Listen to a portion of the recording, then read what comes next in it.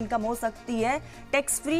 नई रिजीम में 10 लाख तक राहत मुमकिन है और ऐसे में कामकाजी लोगों के लिए ये बड़ी और राहत भरी खबर जरूर है।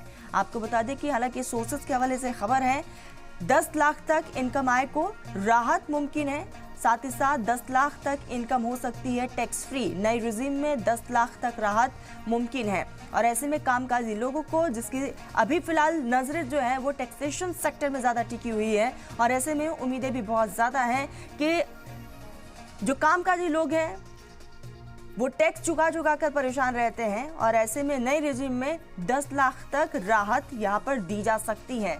हालांकि अब सुबह 11 बजे जब निर्मला सीतारमण पार्लियामेंट में बजट पेश करेंगी उसके बाद तस्वीरें कुछ हद तक क्लियर होंगी, लेकिन खबरों के मुताबिक 10 लाख तक इनकम आय को राहत मुमकिन मानी जा रही है। 10 लाख तक इनकम फ्री हो सकती है, टैक्स फ्री हो सकती है। नई रेजिम में 10 लाख का यहाँ पर राहत जो है वो आम जनता को दिया जा सकता है। तो ऐसे में उम्मीदें बहुत ज़्यादा हैं, आम जनता को आम बजट है, इसीलिए हर एक वर्ग का ख्याल रखना एक बड़ी चुनौती भी है सरकार के लिए।